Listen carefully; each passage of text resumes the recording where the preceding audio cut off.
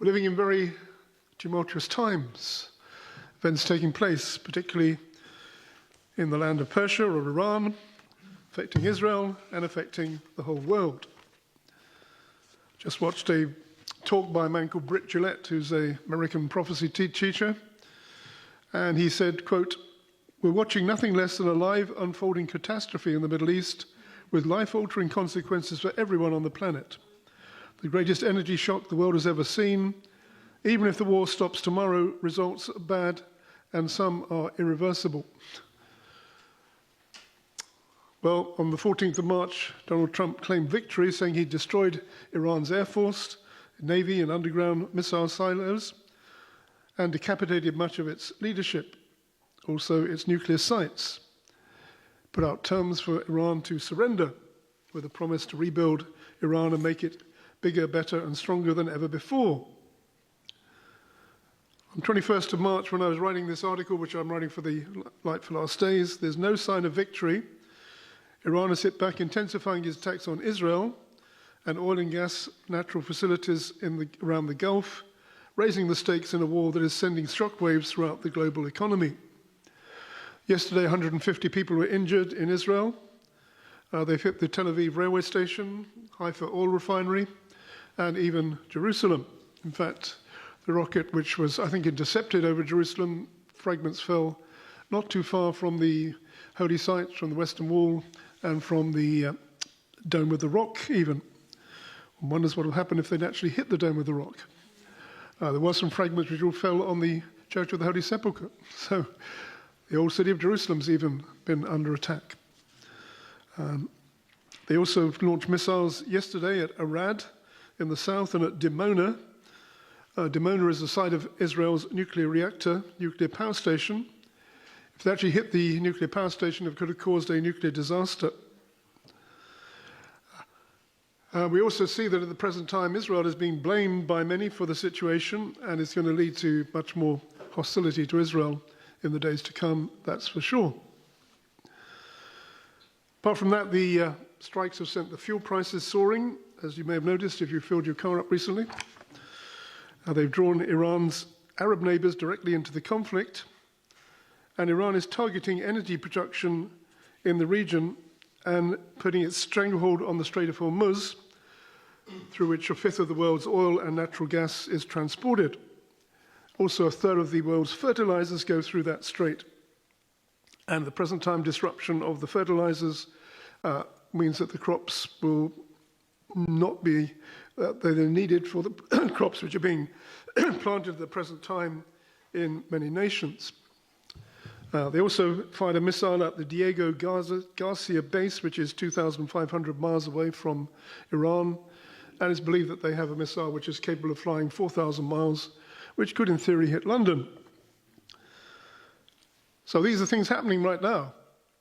Probably the major thing which is affecting the world is the attack on the oil supplies, energy in particular, and if that continues, it could create a global recession as supply chains dry up and factories can no longer operate and prices go through the roof. The US has just attacked Iran's Karg Island, through which 90% of Iran's oil exports go, and Israel also hit the Pars gas field, which is the world's largest natural gas field, shared by Iran and also by Qatar.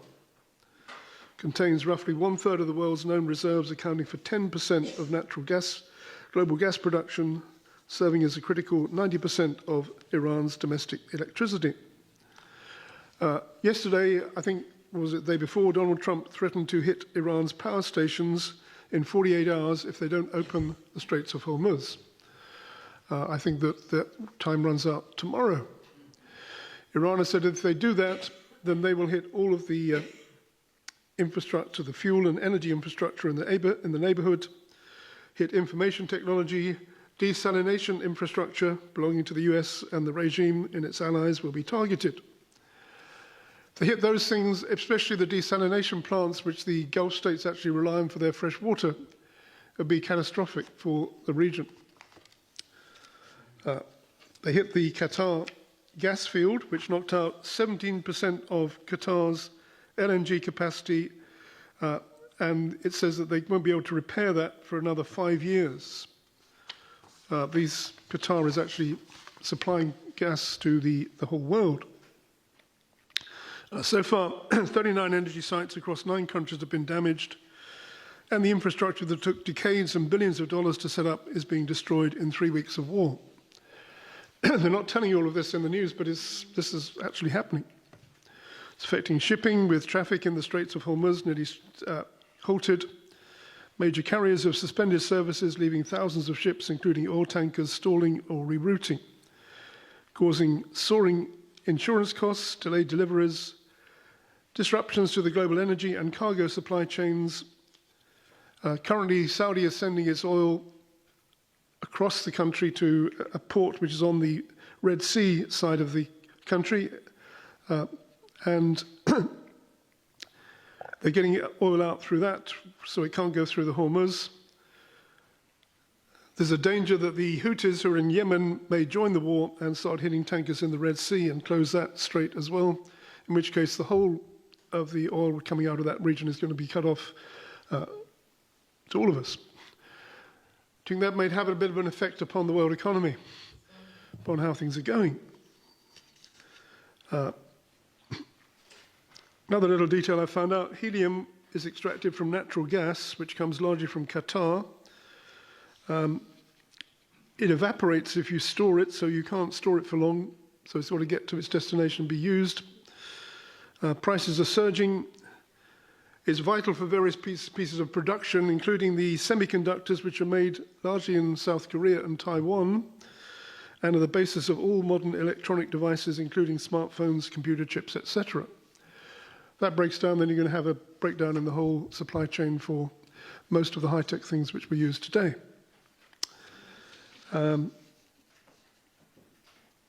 Also, there are some fears that it could go nuclear. Russia claims that Iranian missiles landed close to the nuclear power station at Bushehr in Iran.